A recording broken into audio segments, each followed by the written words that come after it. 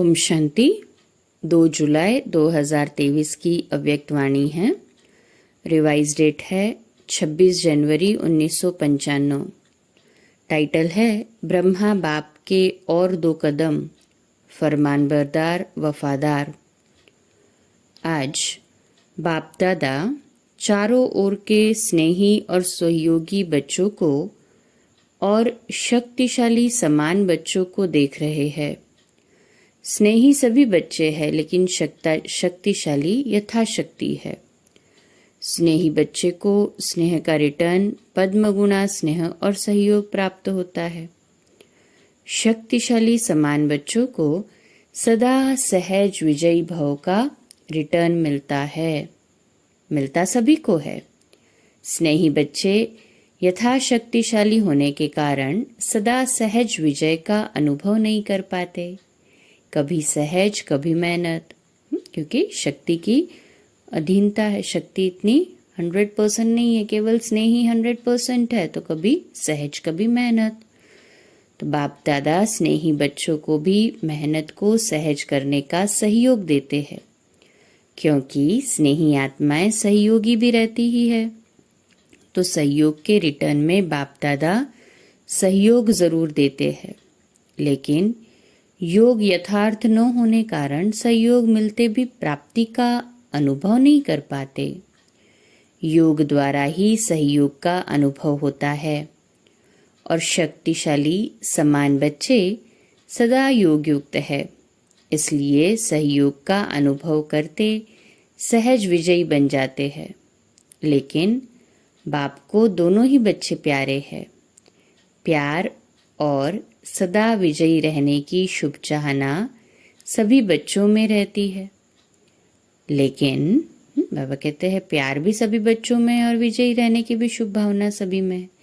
लेकिन शक्ति कम होने के कारण समय पर और सर्व शक्तियां कार्य में नहीं लगा सकते। बाप और वर्षे के अधिकार में सर्व शक्तियों का अधिकार सभी बच्चों को देते हैं। अधिकार देने में बाप दादा अंतर नहीं रखते, सभी को संपूर्ण अधिकारी बनाते हैं, लेकिन लेने में नंबरवार बन जाते हैं। बाप दादा किसको स्पेशल किसको अलग ट्यूशन देते हैं क्या? नहीं देते। पढ़ाई सबकी एक है, पालना सबकी एक है। पांडवों को अलग पालना हो, शक्तियों को अलग हो, ऐसे है क्या? सबको एक जैसी पालना और पढ़ाई है, लेकिन लेने में रिजल्ट में कितना अंतर हो जाता है। कहाँ अष्टरत्न और कहाँ 16,108 रत्न, कितना अंतर है। ये अंतर क्यों हुआ? पढ़ाई और पालना को, वरदानों को धारण करना और कार्य में लगाना, इसमें अंतर हो जाता है। कई बच्चे धारण भी कर लेते हैं, लेकिन समय प्रमाण कार्य में लगाना नहीं आता है। बुद्धि तक बहुत भरपूर होंगे, लेकिन कर्म में आने में फर्क पड़ जाता है। ब्रह्मा बाप नंबर 1 क्यों बना? 2 कदम पहले सुनाया ना। तीसरा, सदा बाप शिक्षक और सदगुरु के फरमान बरदार बने। हर फरमान को जी हाजिर किया। बाप का फरमान है सदैव सर्व खजानों के वर्षे में संपन्न बनना और बनाना। तो प्रत्यक्ष देखा कि सर्व खजाने ज्ञान, शक्तियां, गुण, श्रेष्ठ समय, श्रेष्ठ संकल्पों का खजाना पहले दिन से लेकर लास्ट दिन तक कार्य में लगाया। लास्ट दिन भी समय, संकल्प बच्चों प्रति लगाया। ज्ञान का खजाना, याद की शक्ति और सहनशीलता के गुण का स्वरूप, ये सब खजाने लास्ट समय तक शरीर को भी भूल सेवा में प्रैक्टिकल में लगाकर दिखाया। तो इसको कहा जाता है फरमान बरदार नंबर 1 बच्चा, क्योंकि बाप का विशेष फरमान यही है कि याद और सेवा में सदा समान रहो। तो आदि से लेकर अंत घड़ी तक दोनों ही फरमान प्रैक्टिकल में देखा ना। स्नेह की निशानी है फॉलो करना। तो चेक करो, आदि से अब तक सर्व खजानों को स्व के साथ साथ सेवा में लगाया है। बाप का फरमान एक श्वास व संकल्प सेकंड व्यर्थ नहीं गंवाना है। तो सारे दिन में ये फरमान प्रैक्टिकल में लाया व कभी लाया कभी नहीं लाया। अगर कभी कभी फरमानदार बने और कभी नहीं बने तो किस लिस्ट में आएंगे? अगर बाप दादा फरमानबरदार की लिस्ट निकाले तो आप किस लिस्ट में होंगे? अपने को तो जानते हो ना? कहें हाँ जी बाबा, समझते हैं ना सभी? क्योंकि आप सभी सर्व खजानों के ट्रस्टी मालिक हो। तो एक संकल्प भी बिना बाप के फरमान के यूज नहीं कर सकते हो। या सोचते हो कि हम बालक से मालिक है इसलिए व्यर्थ गवाए या क्या भी करे, इसमें बाप का क्या जाता है? बाप ने दे दिया, अभी हिसाब क्यों लेते हैं? नहीं, आप रोज बाप के आगे कहते हो कि सब तेरा है, मेरा नहीं है। कहते हो ना कि टाइम पर मेरा और टाइम पर तेरा। जब हमारा मतलब हो तो मेरा, वैसे तेरा। ऐसी चतुराई तो नहीं करते हो। ब्रह्मा बाप को देखा, अपना आराम का समय भी विचार सागर मंथन कर बच्चों के प्रति लगाया। रात्रि में भी जाग कर बच्चों को योग की शक्ति देते रहे। ये चरित्र तो सुना रहे हैं ना? ब्रह्मा की कहानी सुनी है ना? सुने हैं ना बाबा? कहते हैं ये चरित्र सुने हैं, ब्रह्मा की कहानी सुनी है। कहें हाँ जी बाबा। फॉलो फादर किया कि सिर्फ सुन लिया? सुनना अर्थात करना। तो तीसरा कदम सदा जी हाजिर, सदा हजूर हाजिर और नाजिर। कभी ब्रह्मा बाप से शिव बाप अलग नहीं हुए, हाजिर नाजिर रहे ना। बच्चे ने कहा बाबा और बाप ने कहा मीठे बच्चे। तो मन की स्थिति में सदा हाजिर और नाजिर अनुभव किया। सेवा में सदा जी हाजिर किया, चाहे रात हो चाहे दिन हो। सेवा का डायरेक्शन मिला और प्रैक्टिकल किया। और कर्म में सदा हाँ जी किया। हाँ जी का पाठ पढ़ाया ना, तो आप क्या फॉलो करते हो? कभी हाँ जी कभी ना जी तो नहीं करते। तो प्यार का सबूत दिखाओ। ऐसे नहीं सोचो कि जितना बाबा से मेरा प्यार है उतना और किसका नहीं। मेरे दिल में देख लो, क्या दिखाऊं, क्या सुनाऊं? बच्चे ऐसे गीत गाते हैं बाबा के लिए, लेकिन सबूत दिखाओ। सबूत है फॉलो फादर। तो चेक करो, स्थिति में, सेवा में, कर्म और संबंध संपर्क में। संबंध संपर्क में आना ही कर्म है ना? तो तीनों में सदा फॉलो फादर है। हर फरमान सिर्फ बुद्धि तक रहता है या कर्म में भी आता है? रिजल्ट में देखा जाता है कि अगर बुद्धि और वाणी में 100 बातें रहती है तो कर्म में 50 आती है। तो उन्हों को फॉलो फादर कहें, अधूरी रिजल्ट वालों को फॉलो फादर की लिस्ट में रखें? हाँ, बाबा बच्चों से ही पूछ रहे हैं। आप क्या समझते हैं? वे फरमान बरदार है कि आप आधे में राजी है, थोड़ा थोड़ा अंतर पसंद है? शुरू शुरू में माला भी बनाते थे, गोल्डन सिल्वर भी लास्ट निकालते थे। तो अभी फिर से लिस्ट निकाले कि सिल्वर में नाम देखकर कॉपर बन जाएंगे। समय की सूचना बाप तो दे ही रहे हैं, लेकिन प्रकृति भी दे रही है, प्रकृति भी चैलेंज कर रही है। तो समय के प्रमाण आप लोग औरों को भी सूचना देते रहते हो ना। भाषणों में सबको कहते हो कि समय आ गया है, समय आ गया है। तो अपने को भी कहते हो या सिर्फ दूसरों को कहते हो?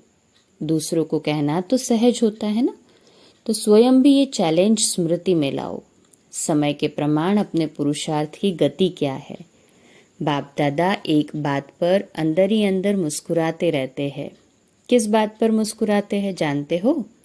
एक तरफ मेजॉरिटी बच्चे कभी कभी 1 सेकेंड ये सोचते हैं कि समय प्रमाण पुरुषार्थ में तीव्रता होनी चाहिए, और दूसरे तरफ जब माया अपना प्रभाव डाल देती है तो दूसरे सेकंड ये सोचते हैं कि ये तो सब चलता ही है, ये तो महारथियों से भी परंपरा चला आता है। तो बाप दादा क्या करेंगे? गुस्सा तो नहीं करेंगे ना, मुस्कुराएंगे और इसका विशेष कारण है कि समय प्रति समय पुरुषार्थ को बहुत सहज कर दिया है, इजी कर लिया है। स्वभाव को इजी नहीं करते, स्वभाव में टाइट होते हैं और पुरुषार्थ में इजी हो जाते हैं। फिर सोचते हैं सहज योग है ना, लेकिन जीवन में पुरुषार्थ में इजी रहना, इसको सहज योग नहीं कहा जाता, क्योंकि इजी रहने से शक्तियां मर्ज हो जाती है, इमर्ज नहीं होती। आप सभी अपने ब्राह्मण जीवन के आदि का समय तो याद करो। उस समय कैसा पुरुषार्थ रहा? इजी पुरुषार्थ रहा या अटेंशन वाला पुरुषार्थ रहा? अटेंशन वाला रहा, उमंग उत्साह वाला रहा, और अभी अलबेलेपन के डनलप के तकिए और बिस्तरे मिल गए हैं। साधनों ने आराम पसंद ज्यादा बना दिया है। तो अपने आदि के पुरुषार्थ, आदि की सेवा और आदि के उमंग उत्साह को चेक करो। क्या था? आराम पसंद थे? आदि में तो नहीं थे ना। और अभी थोड़ा थोड़ा है। साधन सेवा के प्रति है, साधन स्वयं को आराम पसंद बनाने के लिए नहीं है।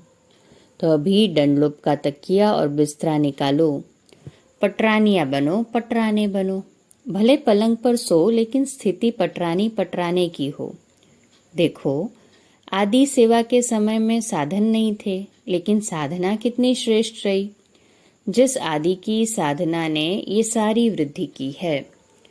तो साधना के बीज को बिस्तर में छिपा नहीं देना। विस्तार के बीच में, बाबा कहते हैं साधना के बीज को विस्तार में छिपा नहीं देना। विस्तार में चले जाएंगे तो साधना सुषुप्त न हो जाए। जब विस्तार होता है तो बीज छिप जाता है। तो साधना है बीज, साधन है विस्तार। तो साधना का बीज छिपने नहीं दो। अभी फिर से बीज को प्रत्यक्ष करो। बाप दादा ने इस सीजन में काम दिया था, लेकिन किया नहीं। याद है क्या दिया था? कि कॉपियों में है। काम दिया था कि बेहद के वैराग्य वृत्ति पर स्वयं से भी चर्चा करो और आपस में भी चर्चा करो और प्रैक्टिकल में इस साधना के बीज को प्रत्यक्ष करो। तो किया कि एक दिन सिर्फ डिबेट कर ली, वर्कशॉप तो हो गई, लेकिन वर्क में नहीं आई। तो वर्तमान समय के प्रमाण अभी अपनी सेवा व सेवा स्थानों की दिनचर्या बेहद के वैराग्य वृत्ति की बनाओ। अभी आराम की दिनचर्या मिक्स हो गई है। ये अलबेलापन शरीर की छोटी छोटी बीमारियों के भी बहाने बनाता है। पहले भी तो बीमारी होती थी ना, लेकिन सेवा का उमंग बीमारी को मर्ज कर देता था। जब कोई आपके दिल पसंद सेवा होती है तो बीमारी याद आती है। अगर आपको इंचार्ज बहन कहे, नहीं आपकी तबीयत ठीक नहीं है, दूसरे को करने दो, तो करने देंगे? उस समय बुखार व सिर दर्द कहाँ चला जाता है? सेवा होती है तो सब साइड में, नहीं हमें करनी है, ऐसे सोचते हैं ना। और जब सेवा कोई पसंद नहीं होगी तो क्या होगा? सिर दर्द भी आ जाएगा तो पेट दर्द भी आ जाएगा। सुनाया है ना कि अगर बहानेबाजी में बुखार कहेंगी तो टीचर कहेगी कि थर्मोमीटर लगाओ, लेकिन पेट दर्द और सिर दर्द का थर्मोमीटर तो है ही नहीं। मूड ठीक नहीं होगा और कहेंगे कि पेट दर्द है। तो ये है अलबेलेपन के बहाने। बेहद की वैराग्य वृत्ति मर्ज हो गई है और बहानेबाजी इमर्ज हो गई है। बाप दादा देख रहे थे कि सभी बच्चे बहुत स्नेह से मधुबन में पहुंच गए हैं, तो स्नेह तो दिखाया, उसकी मुबारक हो। बाप दादा को भी बच्चों की खुशी देखकर खुशी होती है, लेकिन आगे क्या करना है? सिर्फ मधुबन तक पहुंचना है या स्नेह का सबूत दिखाने के लिए फरिश्ते रूप में वतन में पहुंचना है? क्या करना है?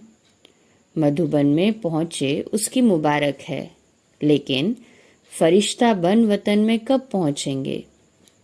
चलते फिरते आप सभी को फरिश्ता ही देखें। बोल चाल रहन सहन सब फरिश्तों का बन जाए। और फरिश्ते का अर्थ ही है डबल लाइट। तो दिनचर्या में लाइट नहीं बनना है, लेकिन संबंध संपर्क में स्थिति में लाइट। तो लाइट बनना आता है कि बोझ खींचता है? बाप दादा स्नेह का सबूत देखना चाहते हैं, और जब स्नेह का सबूत देंगे तो आपको तालियां बजाने की जरूरत नहीं पड़ेगी, लेकिन माया भी ताली बजाएगी। वाह विजयी वाह, प्रकृति भी ताली बजाएगी। तो अभी कुछ परिवर्तन करो। अभी स्वयं को स्नेह के साथ शक्तिशाली बनाओ। स्वयं के परिवर्तन में शक्ति स्वरूप बनो। सहज योगी करके अलबेलापन नहीं लाओ। बाप दादा देखते हैं कि स्व प्रति, चाहे सेवा प्रति, चाहे औरों के संबंध संपर्क प्रति अलबेलापन ज्यादा आ गया है। ऐसे नहीं सोचो कि सब चलता है। एक दो को कॉपी नहीं करो, बाप को कॉपी करो। दूसरों को देखने की आदत थोड़ी ज्यादा हो गई है। अपने को देखने में अलबेलापन आ गया है। बाप दादा ने सुनाया था ना कि नजदीक की नजर कमजोर हो गई है और दूर की नजर तेज हो गई है। तो अभी क्या करेंगे? सीजन का फल क्या देंगे कि सिर्फ बाप आया, मिला, मनाया, मुरली सुनी, ये फल है। हर सीजन का फल होता है ना।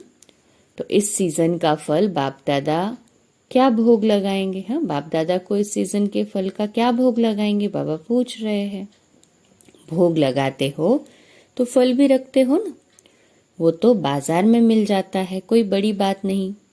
अब इस सीजन का फल क्या भेंट करेंगे या भोग लगाएंगे? लगाना है या मुश्किल है?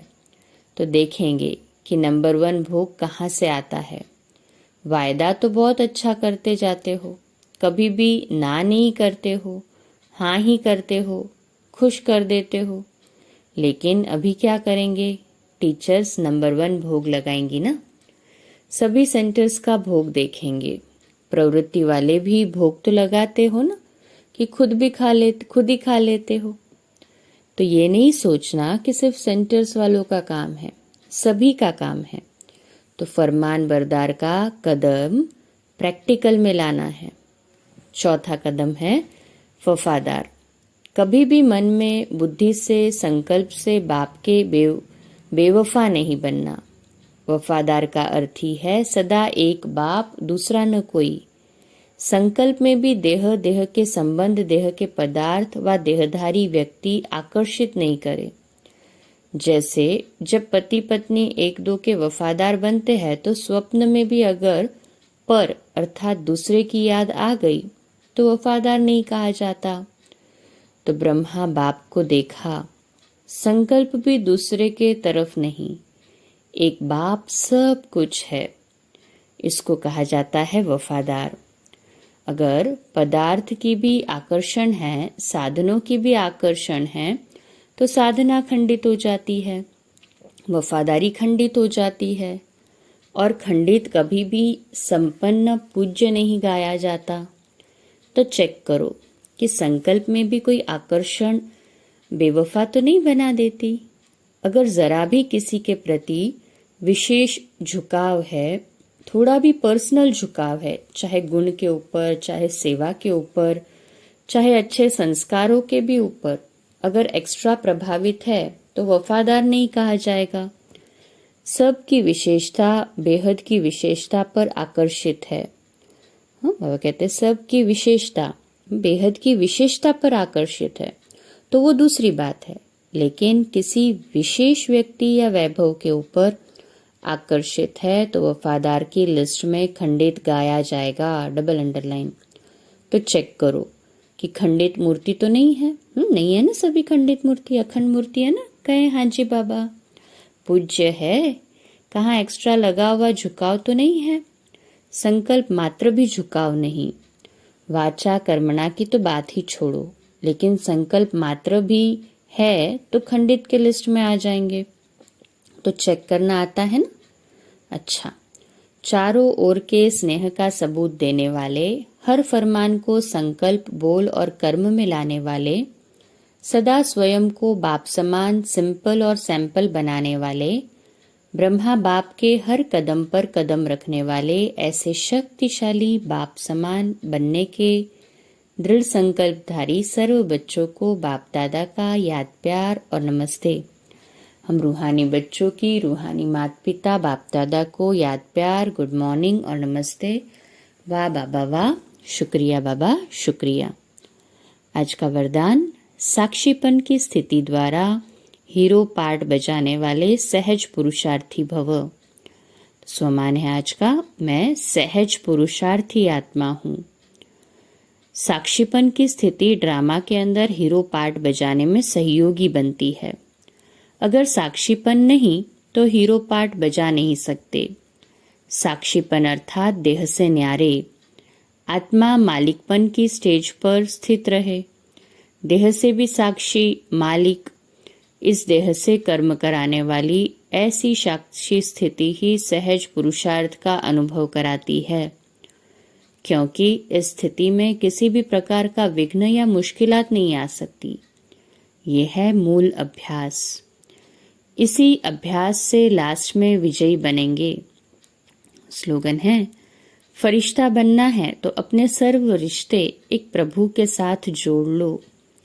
अच्छा, कम बोलो, धीरे बोलो, मीठा बोलो, सत्य बोलो, सोच समझकर बोलो। निमित्त भाव, निर्माण भाव, निर्मल वाणी।